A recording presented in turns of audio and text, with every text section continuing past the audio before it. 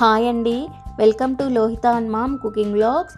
ఈరోజు నేను ఆరోగ్యానికి ఎంతో మేలు చేసే రాగి ఇడ్లీలు ఎలా చేసుకోవాలో చూపించబోతున్నానండి. ఈ పద్ధతిలో చేస్తే రాగి ఇడ్లీ చాలా సాఫ్ట్గా అండ్ టేస్టీగా వస్తుందన్నమాట. రాగుల్లో కాల్షియం ఎక్కువగా ఉండడం వల్ల రెగ్యులర్గా తీసుకుంటే మన బోన్స్ కూడా స్ట్రాంగ్గా అవుతాయి. అలాగే డయాబెటీస్ కంట్రోల్లో ఉండటానికి కూడా హెల్ప్ అవుతుంది. ఈ రాగి ఇడ్లీలు చేసుకోవడానికి ఒక గిన్నెలో 1 కప్పు మినప్పప్పు తీసుకోవాలి. ఏ కప్పుతో అయితే మినప్పప్పు తీసుకున్నామో అదే కప్పుతోటి 2 కప్పుల రాగులను తీసుకొని 1కి 2 సార్లు శుభ్రంగా కడిగి రాగులు మునిగే వరకు నీళ్లు పోసి 6 నుంచి 8 గంటల వరకు బాగా నానబెట్టుకోవాలి.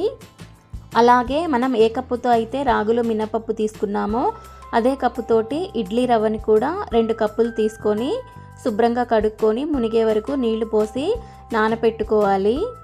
8 గంటల తర్వాత ఈ రాగులు మినప్పప్పు చక్కగా నానిపోతాయి. వీటిని మిక్సీ జార్లో తీసుకొని అవి మునిగే వరకు వాటర్ పోసి మెత్తగా గ్రైండ్ చేసుకోవాలి. ఇలాగా మినప్పప్పు రాగులు ఒకటేసారి నానపెట్టి గ్రైండ్ చేసుకోవడం వలన మినప్పప్పు మెత్తగా మెదుగుతుంది, రాగులు మాత్రం రవ్వగా ఉంటాయన్నమాట. అంటే రాగి రవ్వలాగా ఉంటుంది. ఇలా రవ్వలాగా ఉండటం వల్ల ఇడ్లీలు చాలా సాఫ్ట్గా వస్తాయి. ఇప్పుడు ఈ పిండిని ఒక గిన్నెలోకి తీసుకుందాము.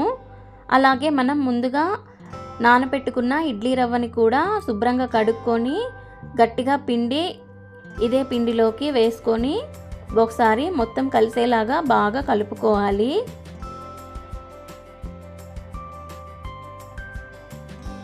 ఇలా కలుపుకున్న తర్వాత మూత పెట్టి నైట్ అంతా అలాగే వదిలేయాలి.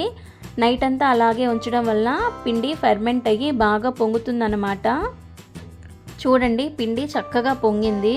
మీరు పిండిని తీసుకునేటప్పుడే పెద్ద గిన్నెలోకి తీసుకోండి, లేకపోతే పిండి పై వరకు పొంగి కిందకి పోయే ఛాన్స్ ఉందన్నమాట. నాకు కూడా అలాగే అయింది.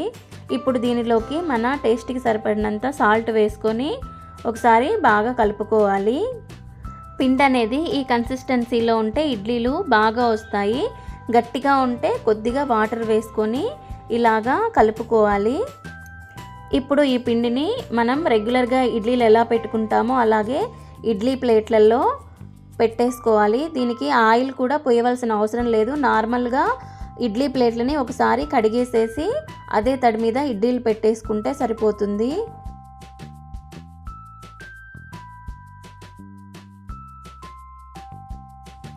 ఇప్పుడు వీటిని ఇడ్లీ పాత్రలో తీసుకొని స్టవ్ వెలిగించి స్టవ్ మీద పెట్టేసి ఒక 5 నుంచి 10 నిమిషాలు ఉడికితే సరిపోతుందన్నమాట ఇడ్లీలు. చూడండి, ఇడ్లీలు అనేవి చాలా చక్కగా మెత్తగా వచ్చాయి. మనము ప్లేట్లకి ఆయిల్ అప్లై చేయకున్నా కూడా అస్సలు అతుక్కోకుండా నీట్గా వస్తాయన్నమాట. ఇడ్లీలు కూడా చాలా అంటే చాలా సాఫ్ట్గా ఉంటాయి. రెసిపీ కానీ నచ్చినట్లయితే ప్లీజ్ అండి లైక్ చేసి సబ్స్క్రైబ్ చేసుకోండి. Thanks for watching.